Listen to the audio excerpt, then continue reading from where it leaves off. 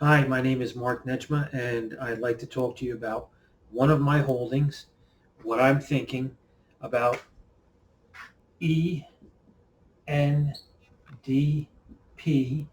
which turned into ENDPQ.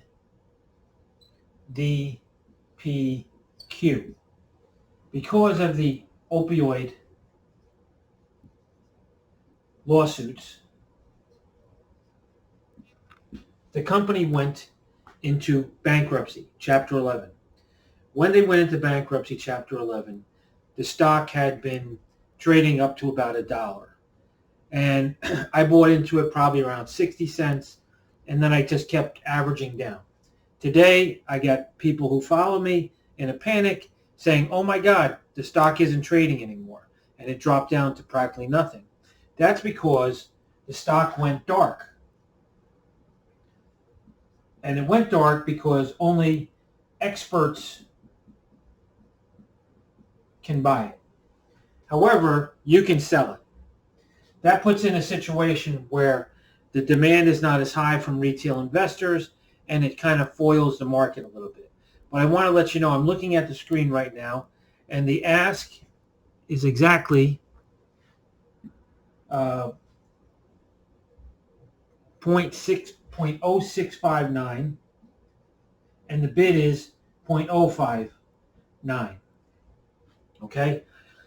People have been commenting on my previous video saying, oh, it's down to less than a penny, or it's down to 0.00002. And that is just factual because people wanted to dump their shares, and you have experts on the other side who says, yeah, I'll give you practically nothing. So, of course, you're going to have those low prices. What does this mean, and what do I think the strategy is of the company?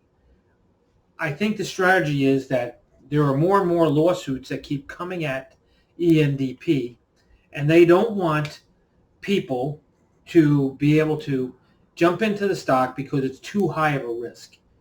Secondly, I think that it's a good strategy because it doesn't necessarily let the price go high until these lawsuits or the claims come to an end. Supposedly June 13th, there's going to be a list of bidders who want to bid on this company. This company is a tremendous company and has a lot of different assets. In short, I'm not panicking.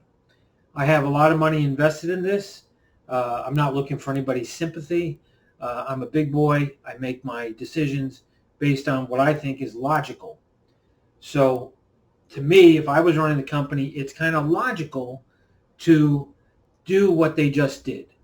What happened is they did not report all the required documents to the OTC. So the OTC said it's got to go expert. There's been no discussion, no press releases, nothing from brokers that come out and say that the company is no longer going to trade. So that's absolutely false. It is trading, but on the expert level. That, number one, protects you as a retailer, and number two, it kind of hides the value of the company to a certain extent. I particularly am staying with my stock for ENDPQ. I'm not going to panic. I'm not going to call my broker and just sell it at any price. I'm going to hold on to it.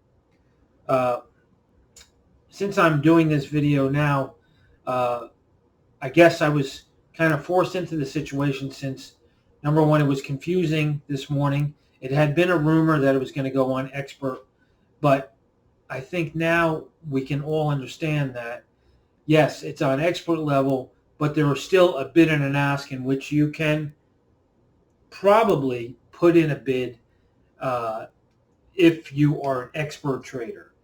I think it's just going to take some time, possibly to the end of the year, until we really find out what the value of this company is, because you have the stalking horse bid, which are a bunch of creditors that basically said, this is what the company is worth. In our opinion, we want our money back.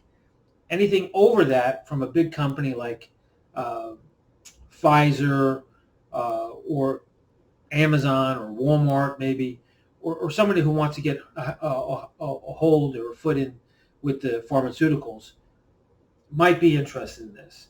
I think it's a very valuable company. It's still functioning. There are several drugs that they're still providing at the generic level. They still have a lot of patents in there. I think there's value of the company. I don't think the company is gone and you can't trade the stock in the future anymore. It'll come back to the market after things get settled. That's all I have to say. That's my plans, holding on to it, living with the situation, and let the legal system work its way through. Let the company use its strategy, and hopefully we all turn out to be okay. I'm not recommending anything. Obviously, it doesn't matter anyway. You can't buy the stock. But I am just saying this is what I'm doing with my money, which is always what I say when I'm investing and doing a video. Thanks so much for your time. ENDPQ. Of course, I'm holding. Thank you.